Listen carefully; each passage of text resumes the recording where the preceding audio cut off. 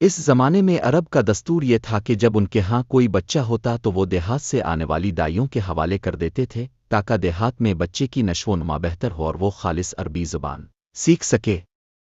دائیوں کا قافلہ مکہ میں داخل ہوا، انہوں نے ان گھروں کی تلاش شروع کی جن میں بچے پیدا ہوئے تیاس طرح بہت سی دائیاں جناب عبد المطلب کے گھر بھی انب کرم کو دیکھا، لیکن جب انہیں معلوم ہوا کہ یہ بچہ تو یتیم پیدا ہوا ہے تو اس خیال سے چھوڑ کر آگے بڑھ گئیں کہ یتیم بچے کے گھرانے سے انہیں کیا ملے گا، اس طرح دائیاں آتی رہیں جاتی رہیں، کسی نے آپ کو دودھ پلانا منظور نہ کیا اور کرتی بھی کیسے؟ یہ سعادت تو حضرت حلیمہ کے حصے میں آنا تھی۔ جب حلیمہ صلی اللہ علیہ وسلم مکہ پہنچی تو انہیں معلوم ہوا سب عورتوں کو کوئی نہ کوئی بچہ مل گیا ہے اور اب صرف وہ بغیر بچے کے رہ گئی ہیں اور اب کوئی بچہ باقی نہیں بچا۔ ہاں، ایک یتیم بچہ ضرور باقی ہے جسے دوسری عورتیں چھوڑ گئی ہیں۔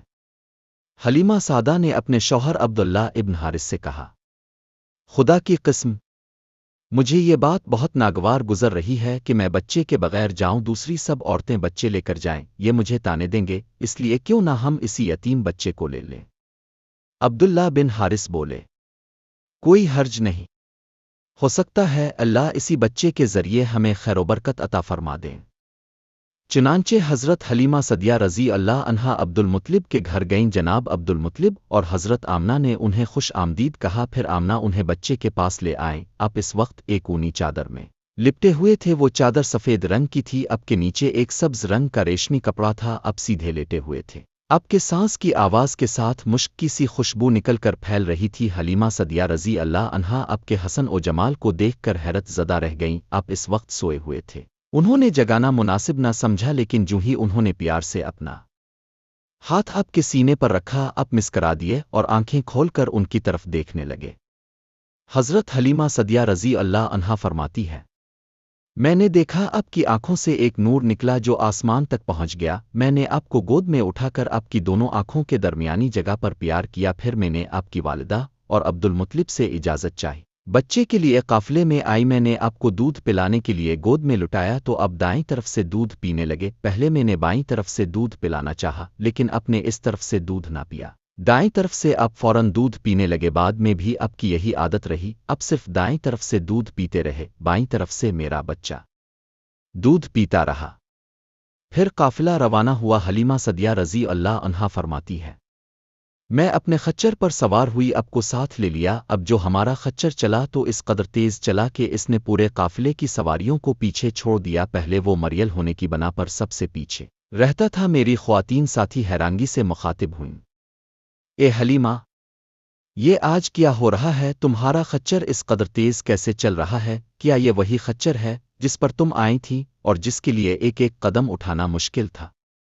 جواب میں ان سے کہا، بے شک یہ وہی خچر ہے، اللہ کی قسم اس کا معاملہ عجیب ہے۔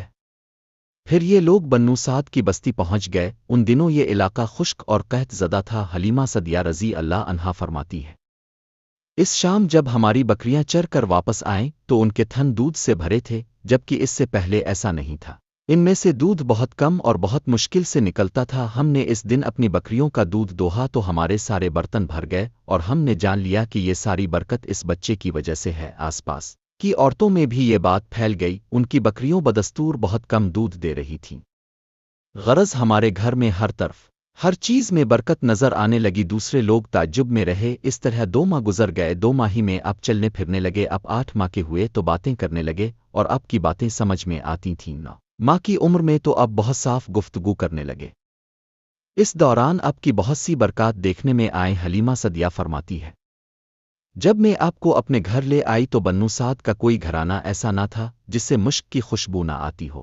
اس طرح سب لوگ آپ سے محبت کرنے لگے۔ جب ہم نے آپ کا دودھ چھڑایا تو آپ کی زبان مبارک سے یہ الفاظ نکلے، اللہ اکبر کبرا والحمدللہ کثرا وسبحان اللہ بکر و اصلا، یعنی اللہ تعالی بہت بڑا ہے، اللہ تعالیٰ کے لیے بے حد تعریف ہے اور اس کے لیے صبح و شام پاکی ہے۔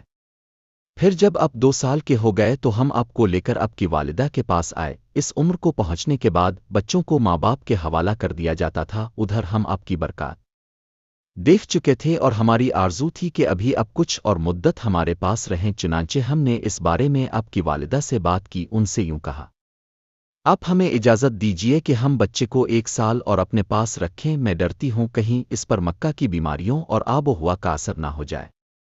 जब हमने इनसे बार बार कहा तो हज़रत आमना मान गईं और हम आपको फिर अपने घर ले आए। जब आप कुछ बड़े हो गए तो बाहर निकलकर बच्चों नूनगुन्ना को देखते थे, वो आपको खेलते नजर आते। आप उनके नज़दीक न जाते। एक रोज़ अपने मुझसे पूछा, उम्मी जान क्या बात है, दिन में मेरे भाई बहन नजर नहीं आते?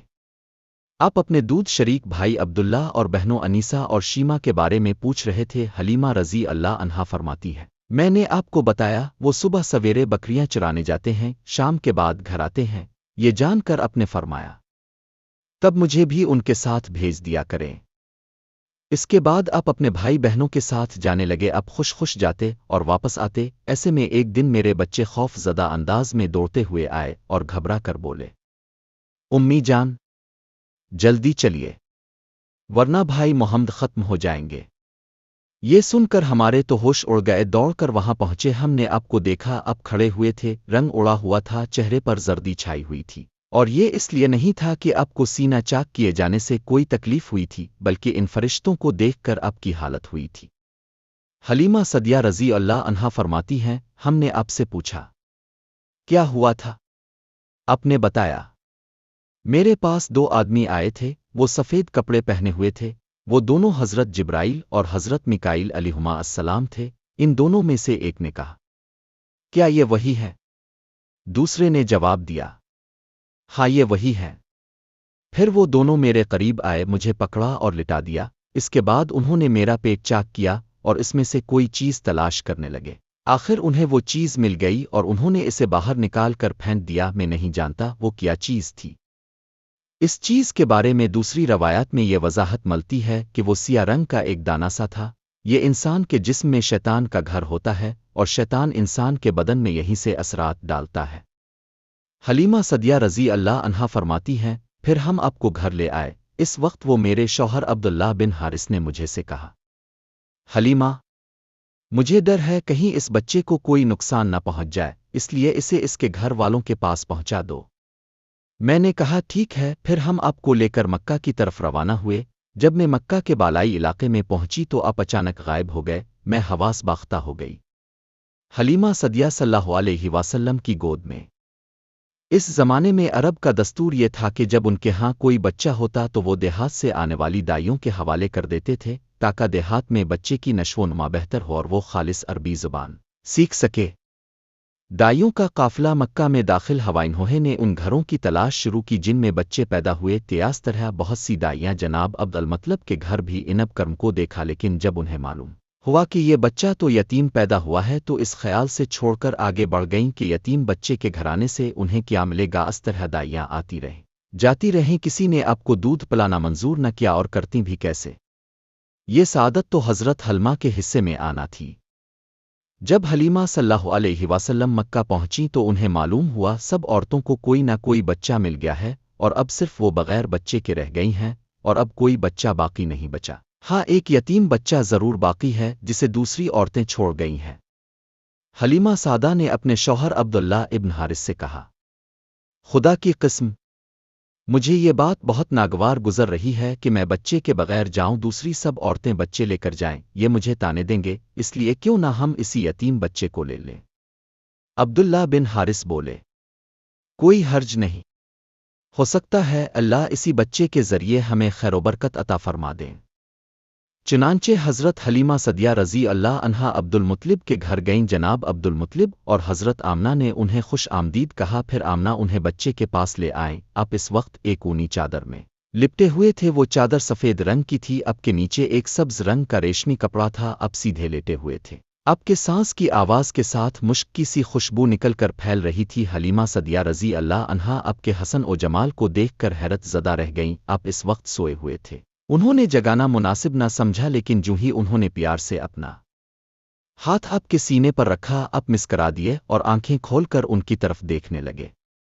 हज़रत हलीमा सदिया रज़ी अल्लाह अन्हा फरमाती है, मैंने देखा आपकी आंखों से एक नूर निकला जो आसमान तक पहुंच गया। मैंने आपको गोद में उठाकर आपकी दोनों आंखों के दरमियानी जगह पर प्यार किया। फिर मैंने आपकी वालिदा और अब्दुल मुत्तलिब से इजाज़त चाही। بچے کے لیے قافلے میں آئی، میں نے آپ کو دودھ پلانے کے لیے گود میں لٹایا تو اب دائیں طرف سے دودھ پینے لگے، پہلے میں نے بائیں طرف سے دودھ پلانا چاہا لیکن اب نے اس طرف سے دودھ نہ پیا، دائیں طرف سے اب فوراً دودھ پینے لگے، بعد میں بھی اب کی یہی عادت رہی، اب صرف دائیں طرف سے دودھ پیتے رہے، بائیں طرف سے میرا بچہ دودھ پیتا رہا۔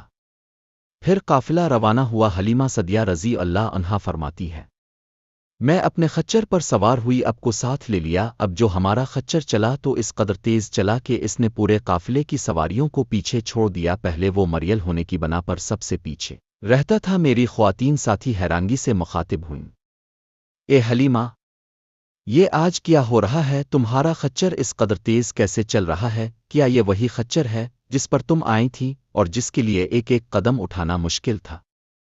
جواب میں ان سے کہا، بے شک یہ وہی خچر ہے، اللہ کی قسم اس کا معاملہ عجیب ہے۔